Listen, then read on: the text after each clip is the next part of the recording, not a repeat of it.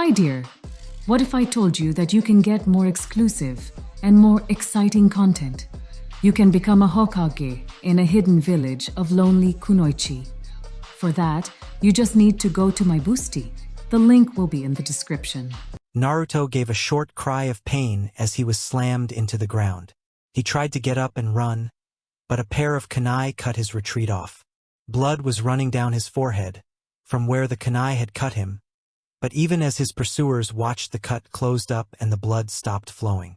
The 7-year-old turned to face his attackers, who were none other than a group of drunken chunins. He knew exactly why they were after him. It was the 10th of October, and Kami knows that the entire village would be out to get him on this day. He was just glad that there were no jounin with the group. At first Naruto tried to fight the men, but was held firmly to the ground, and his feeble attempts at protecting himself were mocked at. Blows upon blows rained down on the helpless child. The commotion even attracted the attention of a few villagers who were happy to have an opportunity to beat up the demon brat. By the time he was found by Hokage, Naruto was barely clinging on to life. Kami-sama, Gasped the aged man in shock as he watched the small boy convulse in pain. His eyes had been gouged out and blood flowed from the various cuts on his body, literally flooding the small alley.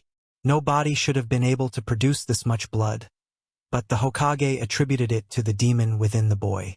Wasting no time, Sarutobi rushed over to Naruto and administered what healing jutsu he knew to stabilize the boy's condition.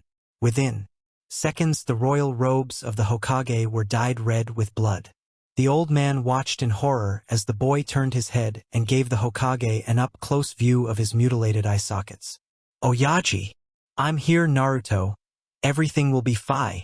And before the man could complete his sentence, Naruto fell into a deep sleep, only to wake up 3 months later, to find his world plunged in darkness. 3 months later. "Lord Hokage," gasped the Chunin, out of breath. "The hospital sent word. Naruto is awake."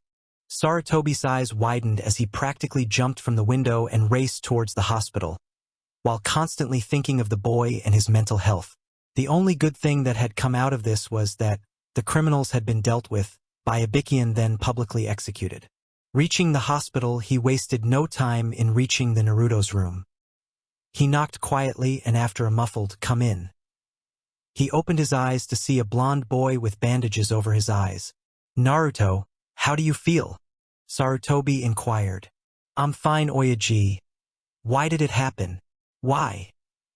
Even though the boy could no longer cry, the tear in his voice spoke volumes of the pain he felt. "Why does it always have to be me? Why do I have to be the one to suffer?" No longer being able to stop the tears flowing from his eyes, Sarutobi went to Naruto's bed and hugged him. The boy latched onto the only source of comfort he could find and let go of all his emotions. He screamed, complained, and finally, when he was exhausted, he asleep with the Hokage still by his side. He was falling, and there was darkness all around. He landed on the ground with a splash as his sandals hit water. Naruto could see a light at the end. Wait a minute, he could see. "Yatta! I can see, I can see." Before the blonde could start dancing, he heard a whisper. It was like a gust of cold wind in the middle of summers. The words seemed soft, yet they somehow resonated. Someone was calling him, beckoning him to come forward, to come into the light, and that was exactly what Naruto did. The light led him to a huge chamber filled with pipes, both red and blue in color. A large cage filled up most of the chamber, beyond which no light penetrated. As Naruto walked closer to the golden bars, he noticed a large paper with seal written on it pasted on one of the bars. Upon a closer inspection, the bars, he noticed complex seals inscribed on it. But before Naruto could touch one of the bars, a pair of red eyes snapped open from behind the cage, only a few inches from Naruto's face. With a shout of alarm, he jumped back. "Wah! Is that the best response you can give, boy?" came a booming voice. Squinting his eyes, Naruto could see a humanoid shape crouching on the ground. "Who are you? And where am I?" inquired the boy. "We are inside your mind, fool. And as for who I am, why don't you ask your precious grandfather? What the hell are we doing here, you And why did you bring me here? My, cursing at such a young age. You're not as bad as I thought, said the voice, sounding amused. I've brought you here to strike a deal. As you can see, I'm trapped here. I will give you anything you want in exchange of my freedom. Hey pal, shouted Naruto. I'm not stupid. Why the hell should I free you? Whoever you are, you're here for a reason. I don't want anything from a scumbag like you. You would do well to mind your tongue, boy, lest I rip it out. A large amount of killing intent washed over Naruto, blasting him away to the opposing wall and making it difficult for him to breathe.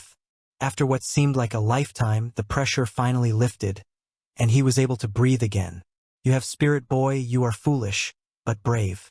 Now if you value the life of the old man you love, you will make a deal with me. With these words, the figure waved his hand and an image formed in front of Naruto. The Hokage lay on the ground, clutching his throat, writhing on the ground as his life force slowly slipped into the underworld. You bastard! What did you do to him? Nothing that you can't prevent. Simply agree with the deal and I'll spare his life. You hurt him, and I'll kill you. And without warning, wisps of dark chakra surrounded Naruto as he rushed forward, not taking account the bars that separated him and his prey. Even before he could reach his destination, a hand shot out from the cage and slammed Naruto back into the wall. You have potential, boy. Here, take my gift. We shall meet again. Before he could make a sound, Naruto was once again hit by the massive killing intent, but this time, instead of making him cower with fear, it forced him out into the real world. Once again, blackness greeted him, as a sigh of relief left his lips. A second later, the 7-year-old's world burst into pain. Most of the pain was surrounding his eyes. It felt as if someone had taken a hot poker and rammed it into his eyes.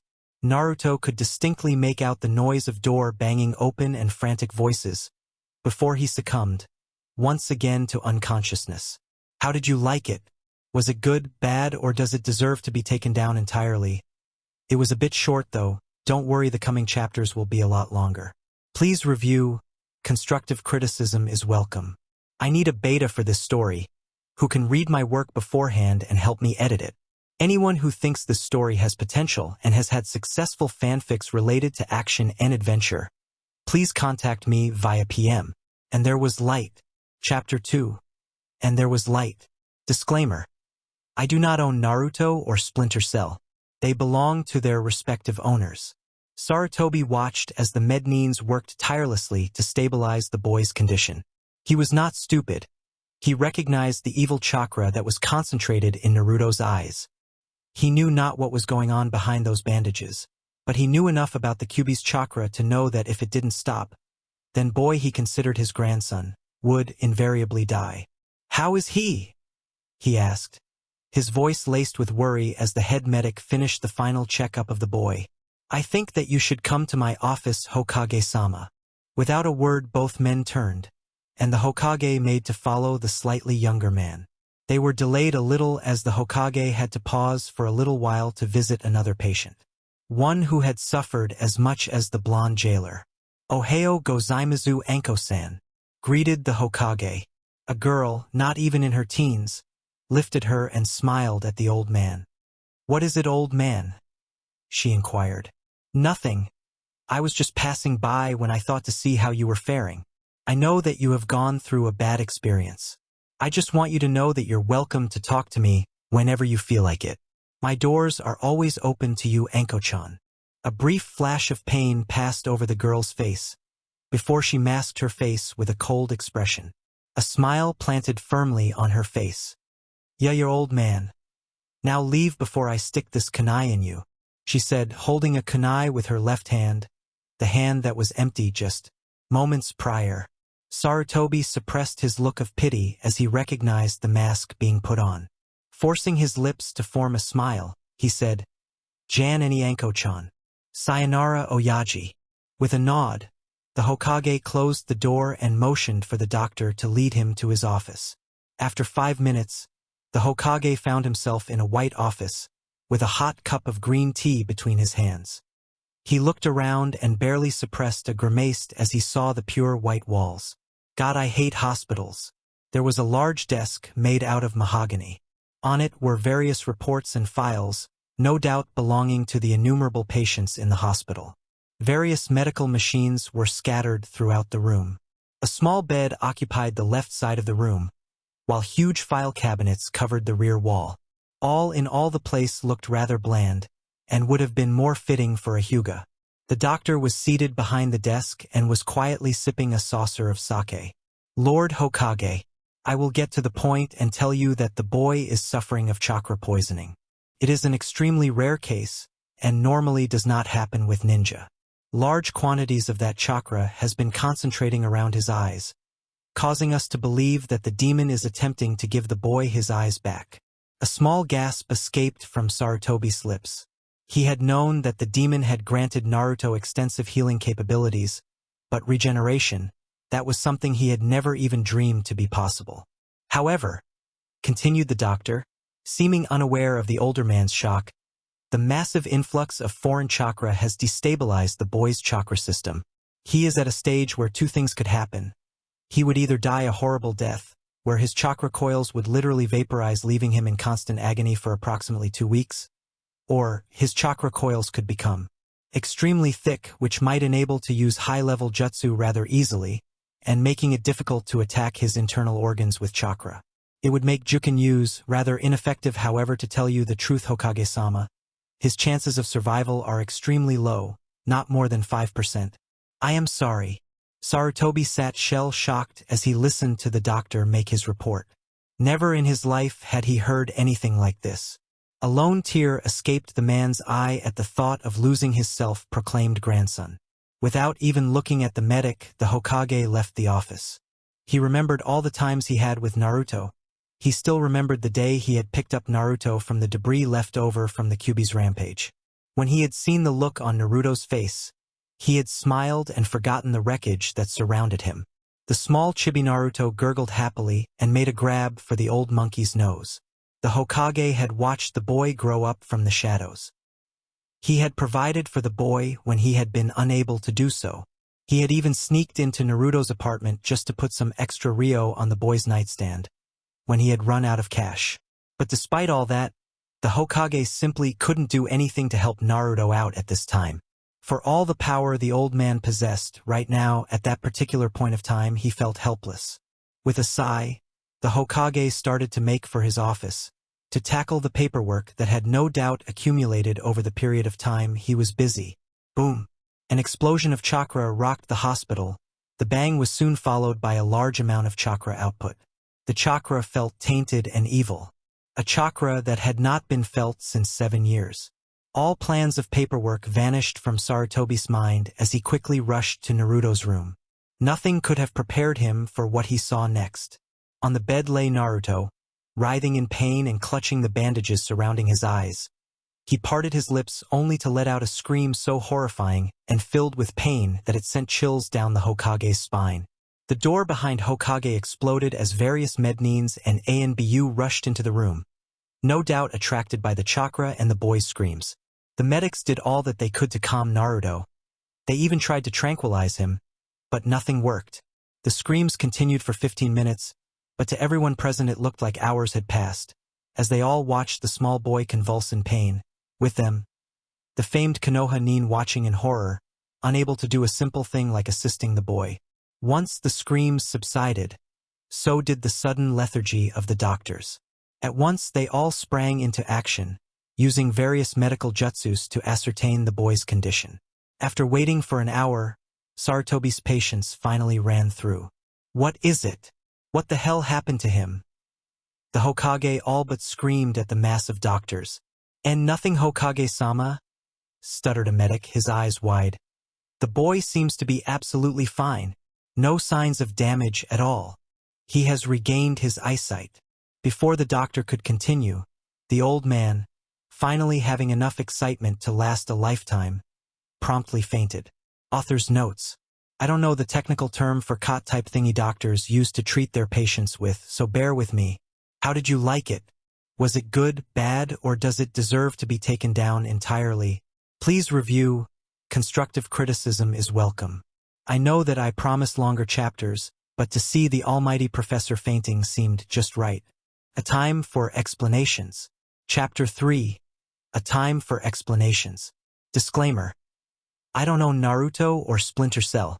They belong to their respective owners. Sarutobi opened his eyes. An unwilling groan escaped his lips. He raised his head to find himself in a hospital room. A bottle of glucose was connected to him. His eyes widened as he remembered the events of last 24 hours. Naruto's awakening, the boy crying his heart out, the screams, the chakra poisoning, Kami, Naruto with surprising strength. Sarutobi dragged himself out of the bed and made his way to Naruto's room number. As he reached the room, he couldn't help but smile at the irony fate put the boy through. The numbers 999 were displayed on the door in bright red. As silently as he could, he opened the door, startling a medic who was just finishing with his checkup on the boy. "How is he?" inquired the Hokage. "Much better, Hokage-sama. I expect him to be at 100 efficiency within 2 to a maximum of 3 days." A small smile crept up on the older man's face, highlighting the many wrinkles and age lines on his face, and for the first time the Hokage looked his age. "You never cease to surprise me, Naruto." The words were said so quietly that the medic, who was standing close to his lord, could barely hear them. The doctor switched his gaze to his patient's face. How could a boy who could give an old man such happiness be a demon? He thought before leaving the room as quietly as he could, so as to not to disturb the surrogate grandfather and his grandson. Sarutobi moved to sit on a chair near Naruto's bed, when a slight twitch in the yellow-haired brat's hand caught his attention. The smile quickly upgraded itself into a full-blown grin as he took a seat and placed his hand on Naruto's much smaller one. The slight touch caused Naruto to jerk into consciousness. A red glow could be seen, emanating from behind the bandages. Naruto woke up upon feeling a hand touch his own. He moved his other hand to his eyes, only to find them be stopped by bandages. "I think that we should wait for the doctors," and Naruto-kun. "Oh, Ajisen." The boy sounded surprised, and for a moment Sarutobi wondered if his so-called had made it through the ordeal with his sanity intact. But before Sarutobi could continue his train of thought, he was hugged fiercely by a 7-year-old prankster. The Hokage returned the hug, only to feel Naruto shaking slightly. "Are you all right, Naruto?" Naruto lifted his head, and Sarutobi could see tears escaping from behind the bandages. "The man," Naruto choked out. "He was killing you." "Who? As you can see, my boy, I am absolutely fine. There's some time before the medics come to check on you again, so why don't you tell me the reason for your fears?" the elder man asked. So for half an hour, Naruto explained, to the best of his ability, what that man had done.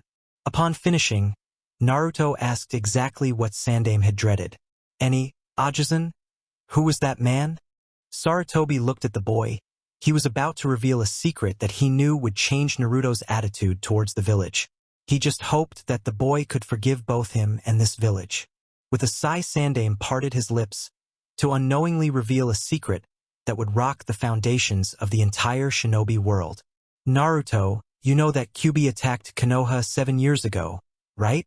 After being answered by a nod, he continued, "A great battle followed.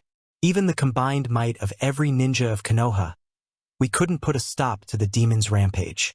On the contrary, we actually managed to annoy it. The battle lasted for the entire day. That is, until the Yondaime appeared upon his summon. He used one of his special techniques and Gamabunta's attacks to draw the Kyuubi's attention. This gave the remaining ninjas enough time to regroup and use their most powerful jutsus at the demon, managing to at least disorient it.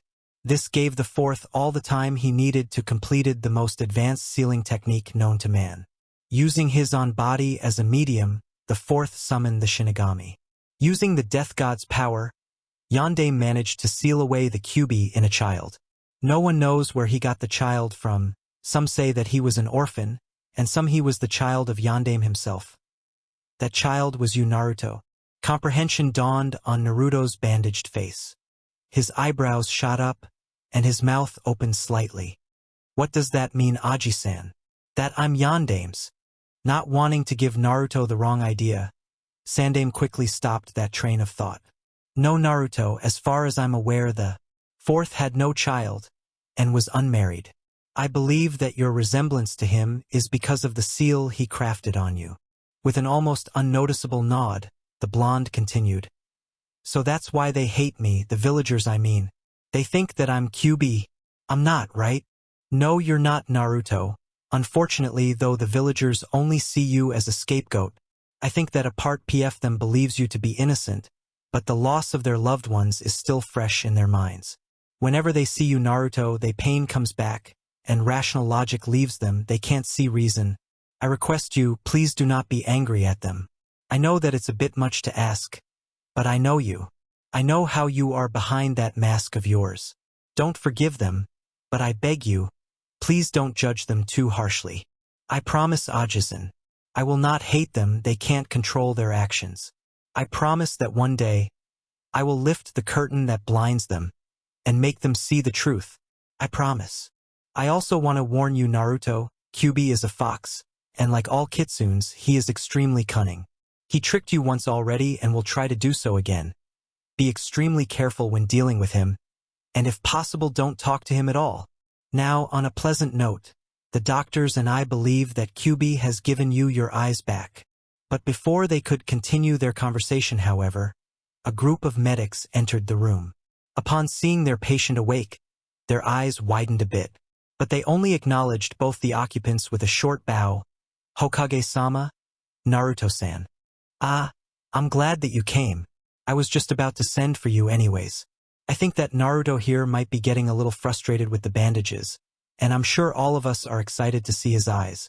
Do you think that it's safe to remove the bandages, medic-san?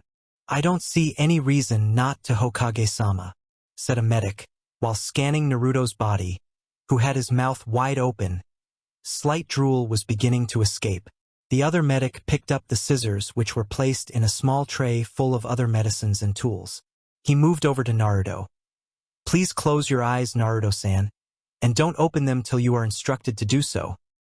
He ordered the boy, who only replied with a nod of his head, his mouth firmly shut again. With a firm hand, the second medic tilted Naruto's head and kept him firmly in place. The other medic used the scissors to quickly rid the boy of the bandages that were covering his eyes. Now, Naruto-san, slowly open your eyes and tell us if you can see again. Slowly, Naruto opened his eyes. A red glow surrounded his eyes, and he immediately shut them. Too bright, he managed to mutter. With a nod, Sarutobi signaled the medics to switch off the lights and close the curtains. Open them again, Naruto, he commanded softly. Once again, Naruto opened his eyes. In the dark room, Naruto's eyes glowed like a shining beacon. Whoa, everything's so bright, he exclaimed. Listen to me, Naruto. I want you to relax your eyes. Close them and think about something that soothes you. Instinctively, Naruto thought about the darkness, the feeling of complete invisibility that the darkness gave him. It was his savior. It helped him hide from villagers and guided him home. Unknown to him, Naruto's chakra had started reacting to its master's call, and Naruto's form started flickering. 1 second he could be seen, and the next he seemed to dissolve completely. But Naruto didn't notice all this. He was experiencing peace for the first time in his life, the feeling of tranquility. He felt free, more free than he had felt ever. He could sense everything in the room, from the 3 other occupants to the small insects crawling on the walls.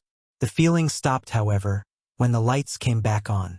Suddenly feeling blinded, Naruto quickly opened his eyes, forgetting for a second his previous experience. What he saw, however, confused him to no extent. The Hokage had kunais in both of his hands, and the doctors had something green coating their hands. The Hokage's hands tightened around the kunai when he saw Naruto's eyes. What? Exclaimed Naruto, freaked out by the sudden hostility shown by his adoptive grandfather. Without a word, the Hokage pointed one of his kunai to the mirror. Naruto practically jumped from his bed and made his way over to the mirror. What he saw gave him the shock of his life, and the citizens of Konoha a splitting headache, as a shout penetrated all windows and houses. The sound was even heard, in a heavily soundproofed room, in the lowest dungeons of the Hokage Tower, where it put a sadistic smile on the face of one torture expert. /N.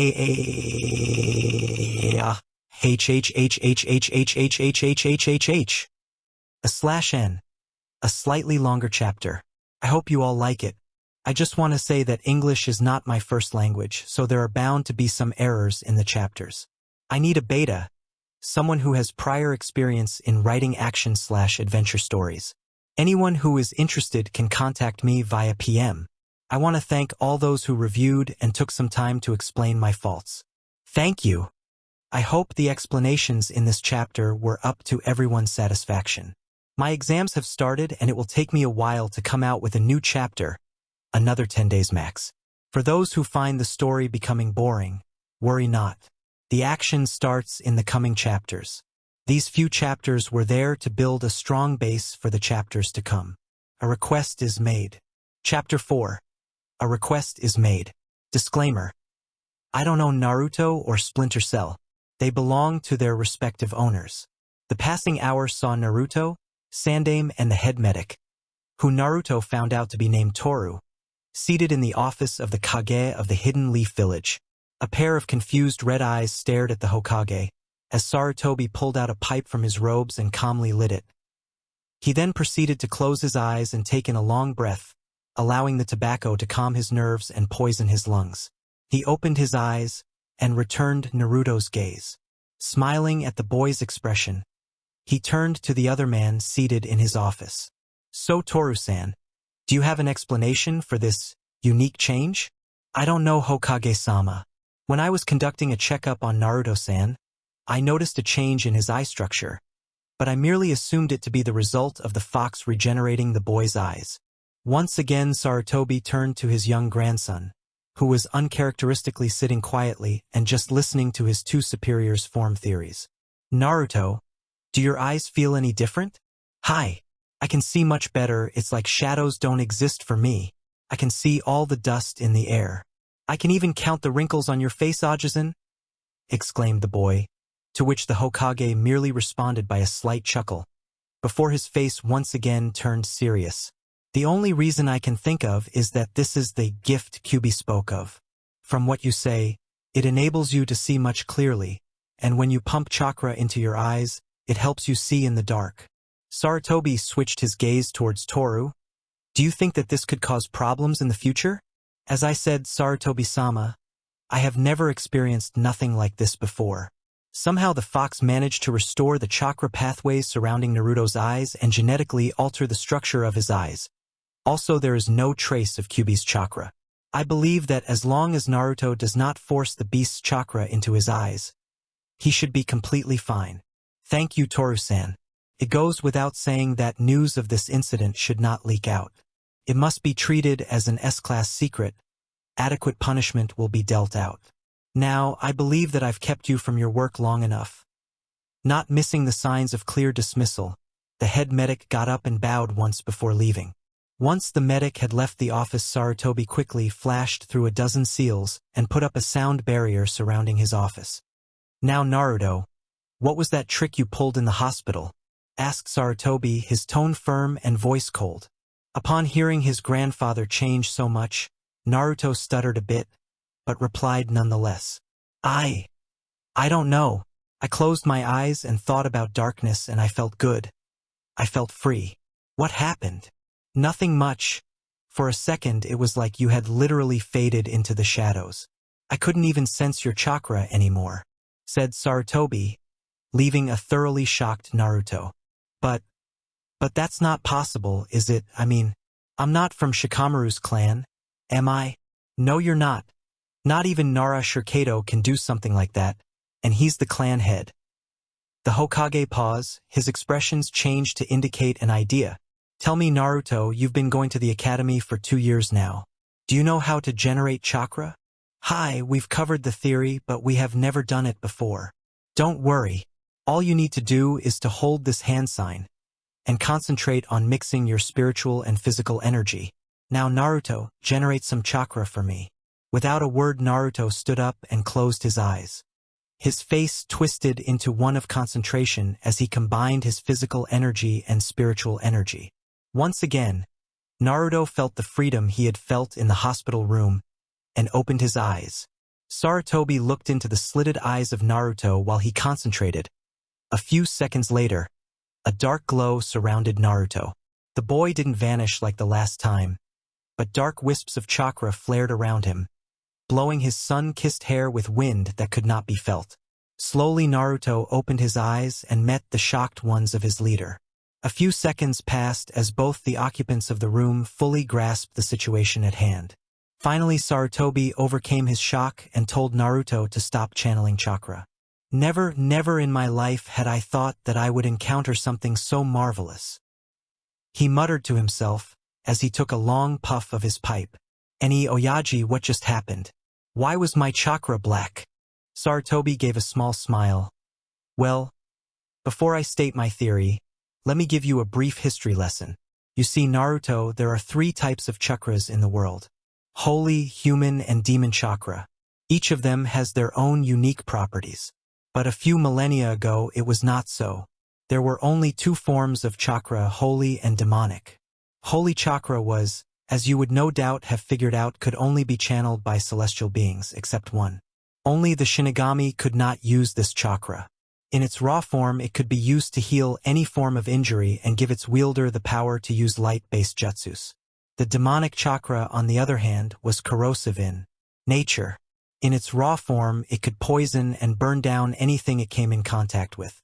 Jutsus could not be used with this chakra, but in its raw form itself, it was an immensely destructive.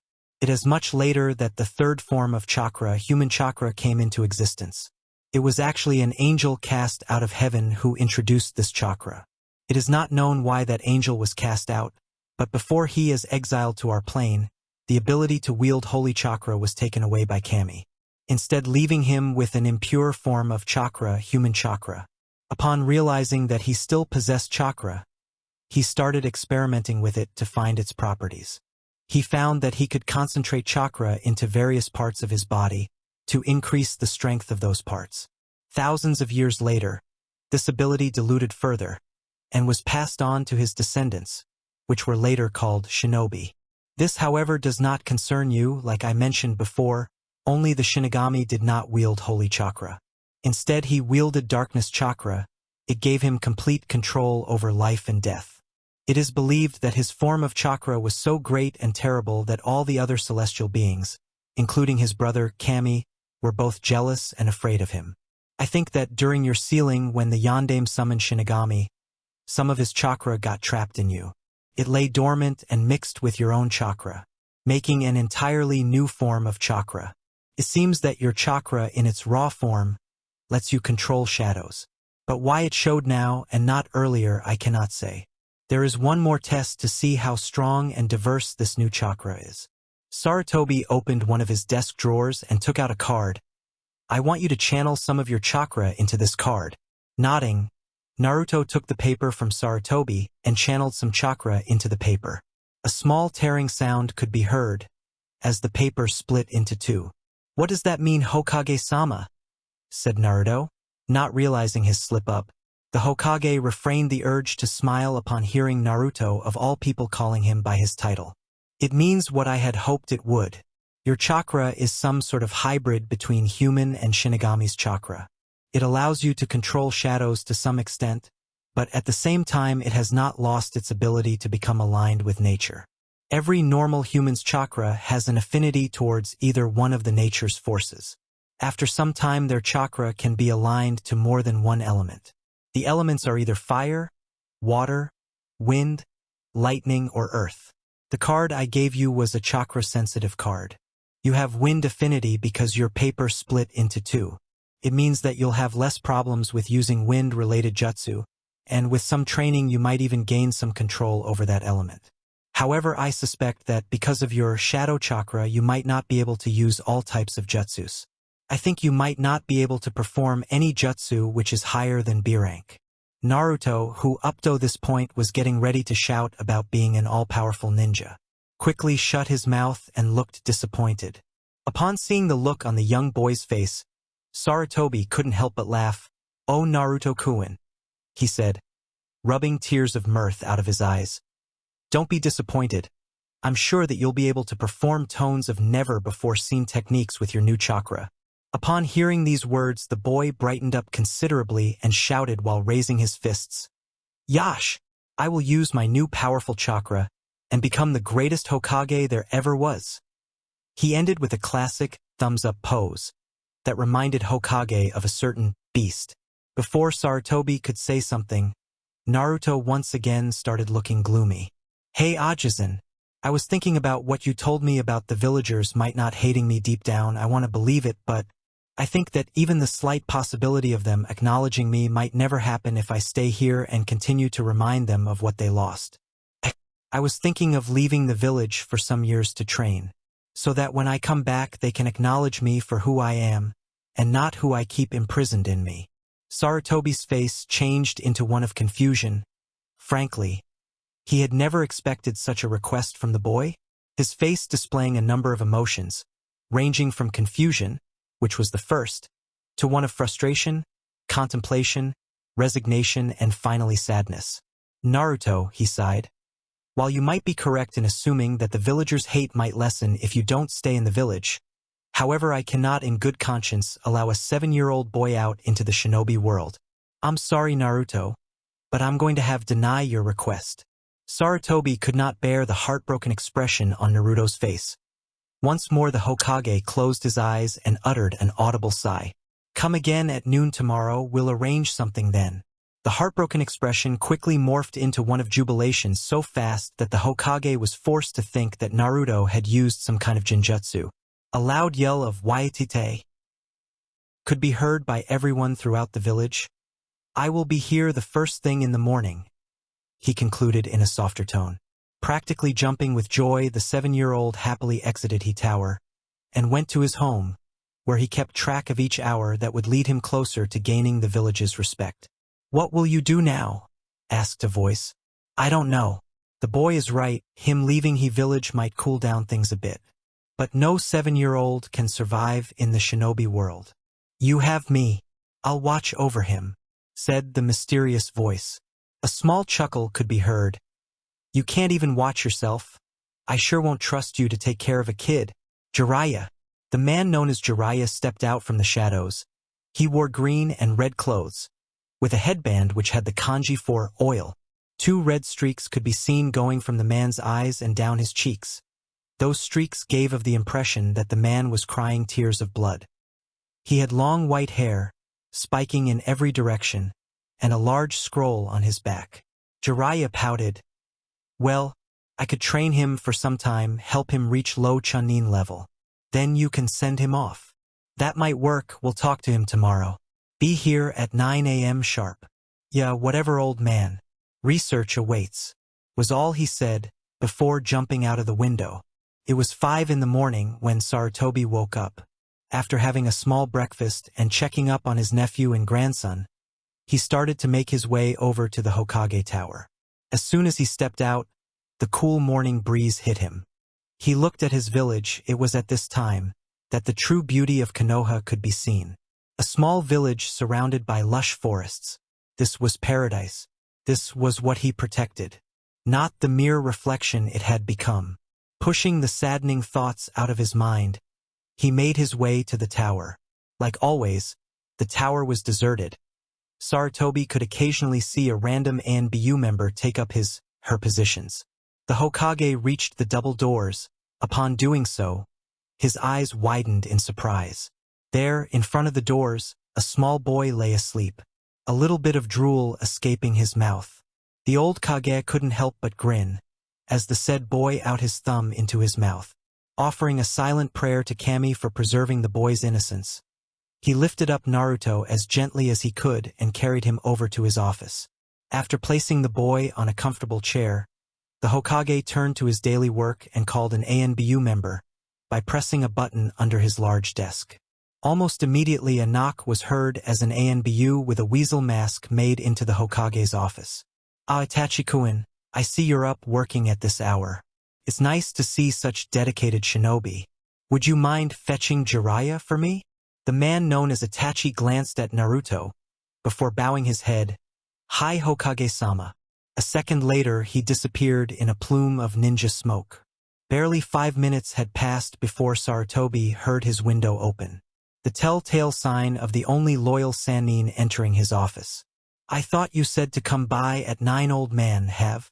Whatever Jiraiya had planned to say was lost as he watched the 7-year-old boy sleeping on a chair. A ghost of a smile could be seen over his face, before it vanished and a mask of lecherousness took its place. "I see, the brat couldn't wait till later, could he? Well, just wake him up and let's get on with it." After waiting for the Hokage to make some sort of move, Jiraiya just gave up and flashed through set of hand seals. The water from the water cooler in a corner rose and completely drenched Naruto. The 7-year-old boy's eyes flashed open as spluttered and let out a stream of curses. "What the hell? Who was that?" he questioned. His eyes finally landed on an old man with weird clothes, who was laughing while holding his stomach. A pair of red eyes narrowed. "Why you?" Naruto quickly rushed and drew back his fist, preparing to smash it in the offender's face. However, much to his surprise, the older man easily grabbed a hold of his fist, twisted his arm and put it behind his back. Naruto tried to struggle, but the man twisted his arm further, making the blonde boy cry out in pain. In desperation, he raised sandaled foot and smashed it into his captor's groin, only to find his feet come into contact with a hard surface. "Kid, with the number of women who beat the shit out of me every day, I've learned to protect that part of my anatomy very safely." Before Naruto could respond, a small cough caught his attention. Twisting his head, he saw the Sandaime chuckling. "Well, Naruto, it seems it won't be difficult to teach you how to keep yourself safe. You do it fine on your own." Upon noticing the boy's confused expression, Jiraiya butted into the conversation. "What Sensei here means, Gaki, is that for 1 year you're going to be taught how to defend yourself. You will be trained by me for 12 months, and based how you perform, you will be allowed to leave the village on a training trip. It's for your best, Naruto, you know what you hold," continued Sarutobi. "Right now, even a weak genin could easily overpower you. It would bode well for Konoha if you are captured by an enemy nation. For you to face the world, you have to train first. Jiraiya here was one of my students and is the only person in this village who can match me. Regardless of how he behaves, he is a very good teacher. In fact, he trained the fourth himself. I believe that under him, you'll finally be ready to complete your goals." "All right, Aji-san," conceded Naruto with a sigh. "If you want me to get stronger before leaving, then I will, even if it means that I have to deal with this circus clown." He pointed towards Jiraiya, who became red with anger. "What do you mean, Baka? I'm Jiraiya of the Sannin. You're the clown here. What kind of ninja wears orange of all colors? It's as if you want to be killed." "Hey, it's not my fault that the stupid shopkeepers wouldn't let me in their shops. I'm not exactly the most popular person around here," panted Naruto, his eyes glowing slightly. This sight almost made the Sannin forget his words, but he quickly recovered. "Well, that's gonna change now. We're going shopping, and after I'm done with you, you'll look like a proper ninja, and after that, we'll begin your Tortu training." The pair continued to argue, as the older and much wiser Jiraiya managed to catch a struggling Naruto in a headlock and started dragging him out through the door, neither of them paying any attention to their superior sitting behind a huge desk, sporting a mega sweat drop. /n done. I want to thank all the people who reviewed and left suggestions. They helped me a lot in developing the story further. I also want to thank the reviewer Crimson Moon 08, who pointed out an embarrassing mistake in Chap 3. I just want to say that the pairing won't happen until a long time. Come on people, Naruto is 7 years old. He will most likely be paired after the time skip, the manga one. You are free to give suggestions about the girls. It will most likely be Naruto/one girl, but I might do Naru/X/X. While suggesting a possible pairing, please give a reason. Sannin Saninin, Uch Ninja. Sannin Hermit. Next time. A new look and training commences. A new look and training commences. A new look and training commences. Disclaimer. I don't own Naruto or Splinter Cell. They belong to their respective owners. "All right, brat," said Jiraiya as he practically dragged Naruto in by his feet. We're here. Now go select the clothes you want to wear. But remember, I get to have the final decision on what clothes you can wear. Now scram. Naruto looked up and read the shop's name. Ninja Needs, he hadn't come here before. Maybe if he was lucky, he'd actually get some clothes. Muttering about old people with weird clothing habits ordering him about clothes, he entered the store and made his way to the clothing section of Ninja Needs, a store built specifically for the basic needs of a shinobi. But before Naruto could so much as lay a hand on something orange, he was seen by the owner, and the drama began. But not in the usual manner. You're alive. But you're supposed to be dead. They said that they killed you. But before Naruto could muster up an appropriate defense for the inevitable attack, he was hugged by a woman who was crying over him. Unwilling tears escaped his ruby red eyes as he realized that, whoever this person was, she cared for him. He slowly moved his hand to the woman's back to comfort her. After a few minutes, the woman was sober enough to engage in a civilized conversation. "I'm sorry," muttered the woman. "But the villagers were going on about how they had killed you, and I never expected you to be alive." Naruto for the first time got to observe the only civilian, who he believed to be the only villager who didn't hate him. She was mature. He could safely guess that she wasn't a day older than 27. She had slightly long hair, reaching up to her mid-back.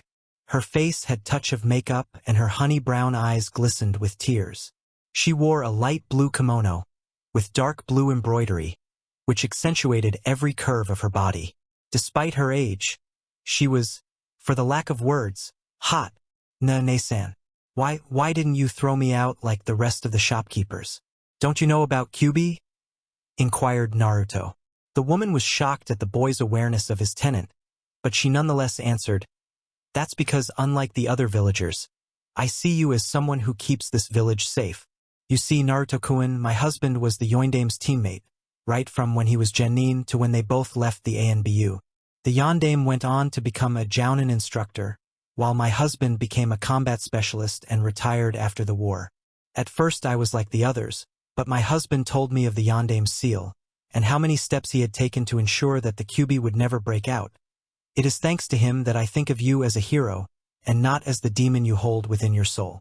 "Thank you, Ne-san," said Naruto, his resolve to be acknowledged raised to new heights, as he saw that there were indeed some people who liked him.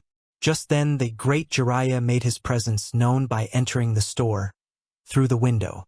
The hermit quickly got up and dusted himself. He then proceeded to put his telescope back into a hidden pocket. "Jiraiya-sama," said the woman, "how many times have I told you not to go peeking on women? Now, Hinamori, you should acknowledge my greatness.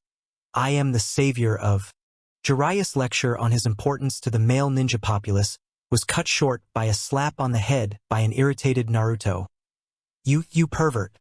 Ero Senin," huffed the small brat. "Shut up, Gaki. I wouldn't trust you to know the subtle art of seduction. To ensnare a woman with merely a look, to arouse he." This time he was bonked on the head by Hinamori, who was sporting a small blush. Pretending to be distracted, Jiraiya cleared his throat and addressed Hinamori. "Hinamori-chan, can you help me get some clothes for the baka here?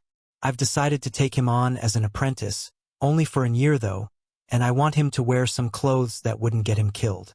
"Of course, Ero-sama. Come, Naruto, follow me," said Hinamori, as she gently ushered a grinning Naruto into the clothing section, while leaving a seething Jiraiya. It had been over an hour since the old hermit had been waiting for his apprentice.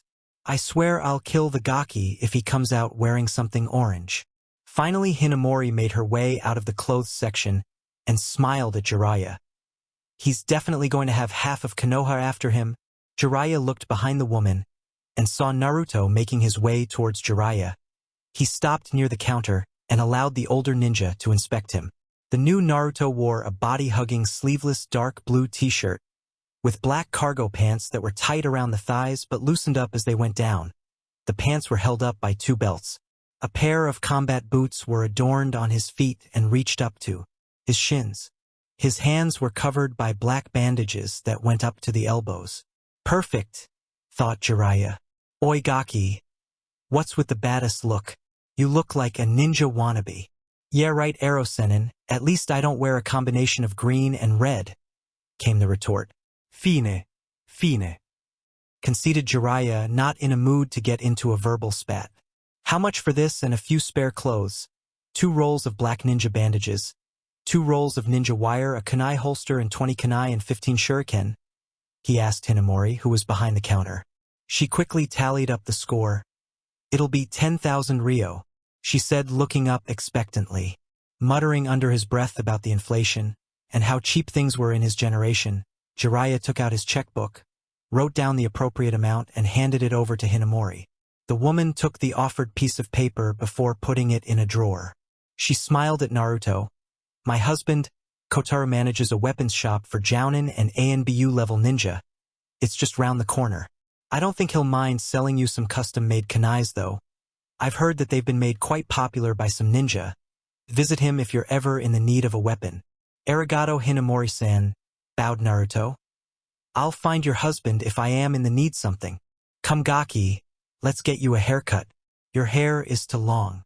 Naruto bit back a retort as he followed the older nin out of the shop, all the while watching the man's long white hair blowing in the wind.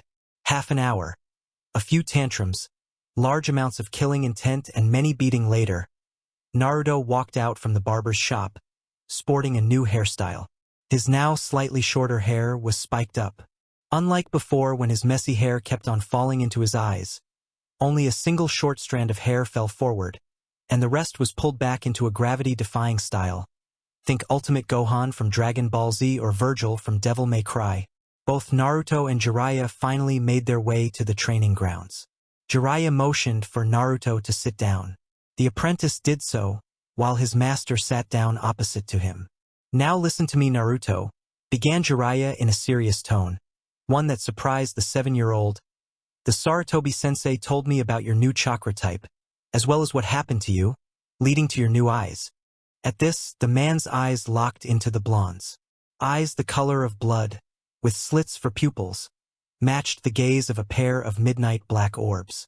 Naruto was not taken by surprise this time. He may like to fool around, but he was exceptionally good at perceiving things he had to be to survive this long. He had known that Jiraiya would have known about everything. Apparently satisfied with whatever he was searching for, Jiraiya continued. Even though I may not understand the details, I know this, because your chakra is not 100% human, you would only be able to use a select amount of jutsus. For the most part, you would have to invent entirely new techniques. It will be extremely useful because only you would be able to perform these techniques, and even though they can be copied by the Sharingan, they copycats won't be able to use them. However, I must warn you though, creating jutsus is extremely difficult. Many ninjas have lost their lives trying to control a technique above their level. This is why our training will revolve around trying to teach you to make your own techniques. Another important factor would be your taijutsu training. Honestly, Sandame expects you to be at least Chunin level at the end of the year. I expect you to be at least high Chunin to low Jounin. I will not tolerate any indiscipline. During training you will address me as sensei. Nothing more, nothing less. You not obeying my rules will cause me immense displeasure. Understand? All Naruto could do was nod, as he pondered on the change in Erosenin's behavior. He, however, was not given enough time as he was pulled up by Jiraiya. Look carefully, here are the seals used to do jutsu. Remember them and commit them to memory. Practice them until you can do them in any order. Without further delay, Jiraiya showed him the various seals.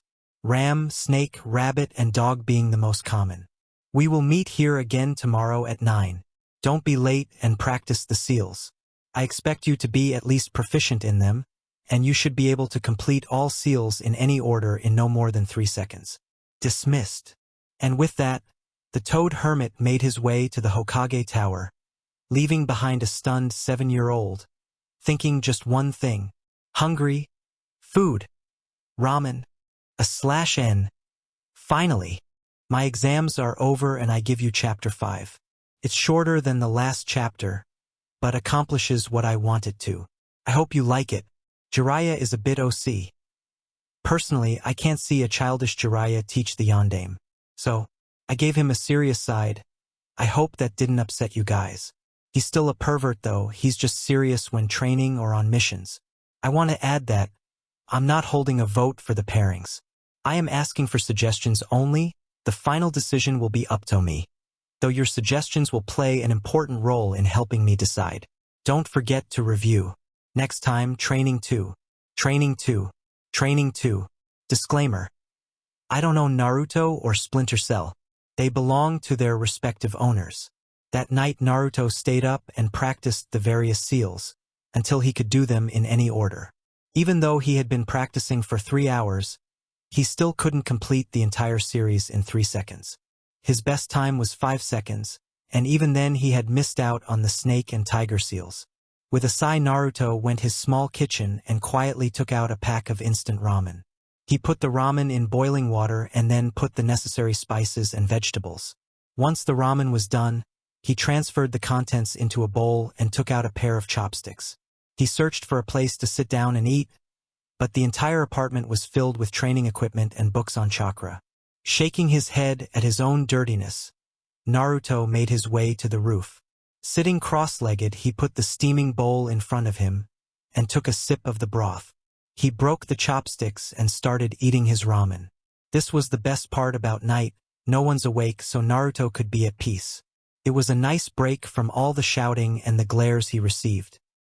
His mind slowly drifted to the woman in the ninja store, and a small smile could be seen forming on the boy's face. Someone acknowledged him, and not only that, for the first time they let him shop. Naruto had seen the looks that he had received from some of the villagers. They were of barely concealed awe, that is, until they saw his whisker marks and adopted their patented "I hate Naruto" glare. He looked at the empty ramen bowl in front him and decided to continue train. Damn it! The cry was heard throughout the small, unkept apartment. Stupid, stupid seals. I hate you, said Naruto, while looking at his tired wrists. Throughout the night he had been making the seals. What he didn't understand was that how could any normal shinobi make 12 seals within 3 seconds. He looked at his alarm clock, 5:05 a.m. The time was shown in bright red. The first rays of sunlight could be seen on the horizon, bathing the sky in orange light. Once again Naruto reset the stopwatch and stared, making the necessary seals. His hands flashed through various different symbols in fractions of a second. Done. Naruto stopped the stopwatch and looked at the time, 4.02 seconds. Damn you, Arrow Sennin! He cried and once again got to work. It was around 8:30 that Naruto finally completed his objective. He blared through 12 seals in 3 seconds. Grinning proudly, he looked at the watch. 8:50. Bomb! The entire building shuddered as a massive face vault shook the complex, which was followed by a scream of, "Hey, I'm late!" Without taking a bath or even brushing his teeth, Naruto banged open the door and, ignoring the curses from his landlord, he ran full speed to the training fields. Ooh, he. That's good. Wow, look. That. Jiraiya was currently sitting on a tree branch with his trusted telescope in his hand. This particular bathhouse belonged to the Uchiha clan. This particular clan was feared by the entire shinobi world. But what they didn't know was that the women of the Uchiha clan were, let's say, well endowed. Carefully Jiraiya shifted his position to allow more comfort as he saw Uchiha Mikoto enter the bathhouse. Even when Jiraiya was a jounin, he had always had the hots for Mikoto, a young chunin, and to watch the wife of the clan head nude made his day. His musings, however, were cut short as a cry of, "I'm late!" was heard all over Konoha. It caused all the women to look towards the source, which just happened to be from the direction where Jiraiya was hidden. Faster than the eye could track, a multitude of Sharingan-wielding eyes narrowed in fury. Hee, bye, was all they heard before Jiraiya disappeared in a whirl of leaves, and appeared before a short, blonde brat, causing the said brat to collide with him and fall on his ass. Ow! Was all Naruto could manage. It felt as if he had hit a brick wall. Naruto looked up and saw Arrow Sennin stuffing a telescope in his jacket.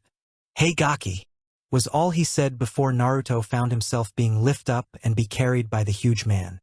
Not more than 5 minutes later, the student and teacher found themselves in a clearing with 3 wooden posts and a large pond. Now Gaki, I hope that you did the task I assigned you yesterday, because if you haven't then, there's no point in continuing today. You better believe it, pervert. I did it. I can do all the hand seals in any order in less than 3 seconds.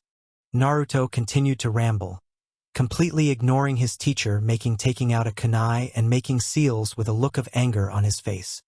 And I can't wait for you to check me. During the end of the long speech, Jiraiya finally finished his rather long sequence of seals and swiftly placed the kunai on Naruto's back. Naruto's eyes bugged out as he landed on his knees first and then fell face first, sending a large dust cloud into the air. I told you, Gaki, to call me Sensei. What I did was put you under a gravity field. The kunai on your back is the conduct for that.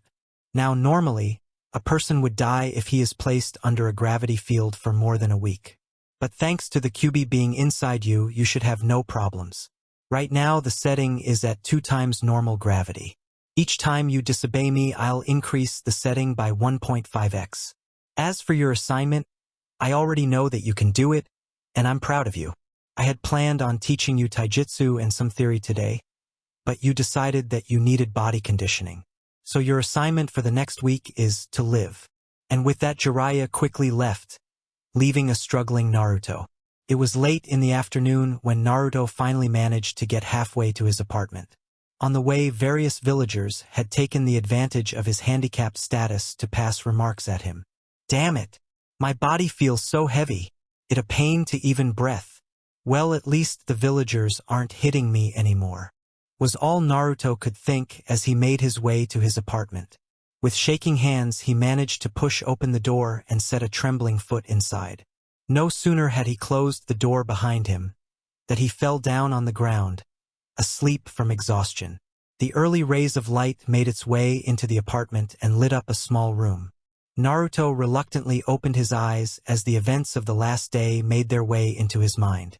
Cursing Erosenin, he tried to stand up and make his way to the bathroom, only to fall back down. After umpteen number of tries, he finally managed to make his way to the bathroom. After a cold shower, he returned to his drawing/bedroom. After a quick breakfast of fruits and eggs, he saw a scroll on his bed. Trudging towards his bed, Naruto opened the scroll and saw some instructions. Channel your chakra into the paper to find scrolls on a taijutsu style. I expect you to know the theory by next week. If you fail, then I'll double your gravity. Without another word, Naruto channeled some chakra into the scroll. With a small poof, 3 scrolls replaced the earlier one. Opening the first scroll, Naruto read Muay Thai. The week passed with Naruto getting used to the high gravity and learning the various stances, and how to use his shins and elbows in a fight. Needless to say, at the end of the week Naruto had grasped the basics of the style. On the last day, he was shaken out of his sleep by cold water. What the hell? Jiraiya Sensei. He caught himself, shuddering at the thought of extra gravity. I see that you're learning Gaki. Frankly, I never thought that you'd have adjusted to the high gravity so quickly, and you even got the basics, said Jiraiya in an amused tone. Be at the training grounds in an hour. Don't be late.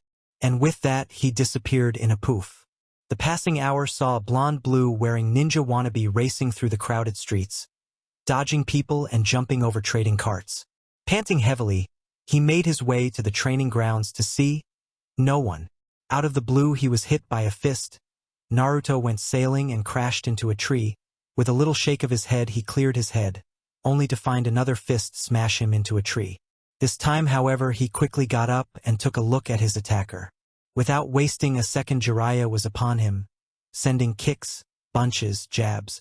It took all of Naruto's concentration to avoid the blows, and even then he was avoiding them only by fractions of seconds.